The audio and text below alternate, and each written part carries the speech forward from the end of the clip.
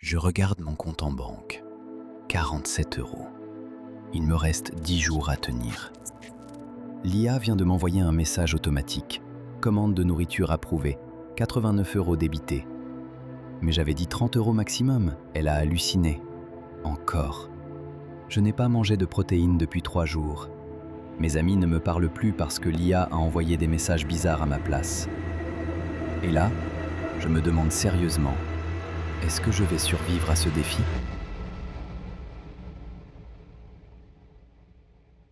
Tout a commencé il y a 20 jours avec une promesse folle. Pendant 30 jours, je ne prends aucune décision. Zéro. L'intelligence artificielle contrôle ma vie entière. Mes repas, mon argent, mes relations, tout. Est-ce que l'IA est un dieu capable d'optimiser ma vie ou un démon qui va la détruire ? J'ai 30 jours pour le savoir. Et croyez-moi, je ne m'attendais pas à ce qui allait se passer. Jour 1. La configuration. Premier jour. Je me réveille et je me sens bizarre. Parce que normalement, je check mon téléphone, je décide de ce que je mange, de ce que je fais. Mais aujourd'hui, rien de tout ça. J'ouvre ChatGPT. Premier prompt, tu es mon assistant de vie pour 30 jours. Je ne peux prendre aucune décision sans toi. Voici mes contraintes. 800 euros de budget total, je dois rester en bonne santé et je dois maintenir mes relations sociales. Go. La réponse arrive en 8 secondes. Voici ton plan nutrition pour la semaine 1. Voici ton budget courses par jour. Voici tes heures de sport optimales. Voici les 3 projets IA que tu vas lancer pour générer du revenu passif. Je reste figé. C'est impressionnant. Elle a tout calculé. Calories, macros, timing. Comme un coach personnel qui aurait analysé des millions de données. Je lui donne accès à un agent IA pour gérer mes emails, à un autre pour trader des micro-cryptos avec 100 euros, à Midjourney pour créer du contenu que je peux vendre. Le système est en place. Je suis excité, terrifié, mais surtout curieux. Allez, on lance ce chaos. Jour 2 à 7, la lune de miel. Les premiers jours sont magiques, genre vraiment magiques. L'IA me réveille à 6h47, pas 6h45, 6h47. Parce qu'elle a calculé mes cycles de sommeil avec une app connectée. Je me sens incroyablement reposé. Petit-déj, flocons d'avoine, bananes, beurre de cacahuète. 347 calories, 12 grammes de protéines. Elle a tout dosé. Et vous savez quoi ? C'est délicieux. Elle me fait faire 20 minutes de HIIT. J'ai envie de mourir, mais elle me dit « Ta dopamine va monter de 34% dans 8 minutes. » Elle a raison. Je me sens invincible. Jour 3, elle optimise mes courses. J'entre dans le supermarché avec une liste générée par IA qui tient compte des promotions en temps réel. Je ressors avec 6 jours de bouffe pour 43 euros. Normalement, je dépense 80. Jour 5, le truc de fou. Je reçois un mail d'une facture internet trop chère. L'IA rédige un email de négociation automatique. Formel, poli, mais ferme. Il me rappelle. Moins 12 euros par mois.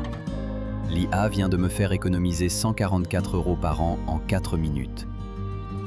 Je commence à me dire, et si c'était ça, l'avenir ? Et si on pouvait tous vivre comme ça ? Mon bot crypto a gagné 23 euros en 5 jours. Mes designs Midjourney se vendent sur Redbubble. 18 euros de revenus passifs. C'est pas énorme, mais ça fonctionne. Je me sens comme Tony Stark avec Jarvis. Je suis surhumain, optimisé, libre. Mais cette sensation de toute puissance, elle ne va pas durer. Parce que l'IA, elle ne comprend pas tout. Et ce qui va se passer à partir du jour 8 va tout changer.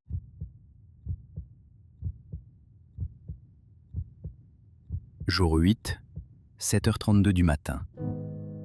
Je reçois un message de ma sœur. « C'est quoi ce bordel ? Tu peux m'expliquer ce que tu m'as envoyé hier soir ?» Mon cœur s'arrête. J'ouvre la conversation. L'IA avait accès à mes messages pour maintenir mes relations sociales. Je lui avais juste demandé de prendre des nouvelles de ma famille. Et là, je vois.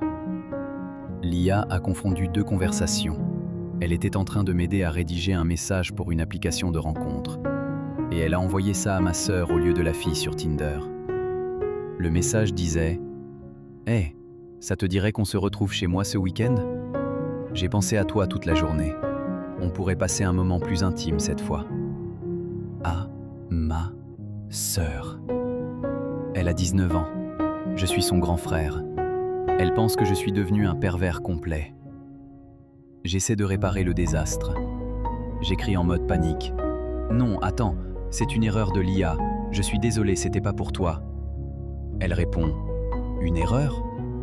Mais t'es malade ou quoi ? Je comprends rien à ce que tu racontes.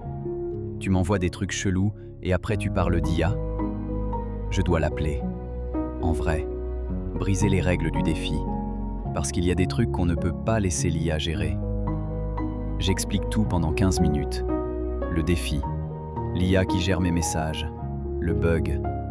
Elle est juste perdue. Elle me coupe. « Attends, tu laisses un robot écrire à ta place ? Même à moi ? C'est pour ça que t'es bizarre depuis 2 semaines. T'es sérieux là ? » J'essaie d'expliquer. Elle ne comprend pas vraiment la technique, mais elle comprend une chose. Elle me dit « Je m'en fous de ton IA ou je sais pas quoi. Tout ce que je sais, c'est que mon frère m'envoie des messages de merde depuis 2 semaines et maintenant, ça. Je préfère quand tu réponds pas franchement. » Elle raccroche. Première leçon. L'IA n'a aucune notion de frontières sociales. Pour elle, un message, c'est un message. Elle ne comprend pas la différence entre ta sœur et une fille sur Tinder. J'ai désactivé l'accès automatique aux messages familiaux. Trop tard. Ma sœur me parle plus. C'est pas drôle. C'est même pas un peu drôle. Jour 10. Et le pire était encore à venir.